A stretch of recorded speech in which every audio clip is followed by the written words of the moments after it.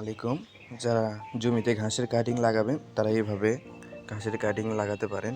প্রথমে ঘাসের কাটিং কেটে নিয়ে এসে 3-4 দিন সাথে জায়গায় রাখবেন।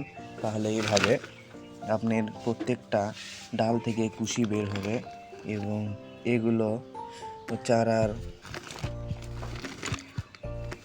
প্রত্যেকটাই হবে 100% হবে, মার যাবে না একটা চারা। দেখুন কি সুন্দরভাবে ট্যাঙ্ক বেড়াইছে, প্রত্যেকটা চারা কুশি গজাইছে।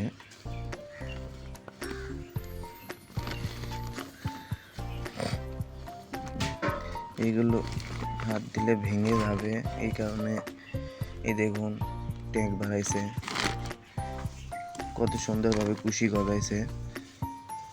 এগুলো 100% আপনার ফলন পাবেন এবং খুব তাড়াতাড়ি আপনি ঘাস কাটতে পারবেন, কারণ আপনি প্রায় ঘাস তৈরি করে নিয়ে লাগাতে শুরু করলেন।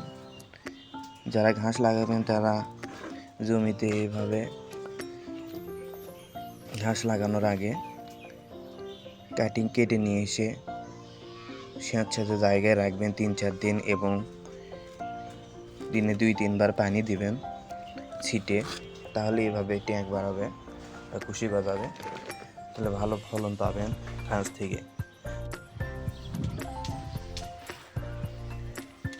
ঘাসের কাটিং পুঁতে দিয়ে প্রথমে জমি কাদো করে নিয়েছি।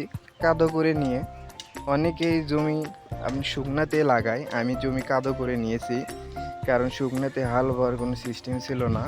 সেখানে কাদো করে মই দিয়ে নিয়ে তারপরে একটু পানি কমে গেলে তারপরে আমি ঘাসের কাটিংগুলো জমিতে পুঁতে দিয়ে তার উপর ছাই এবং গোবর দিয়ে ঢেকে দিয়েছি।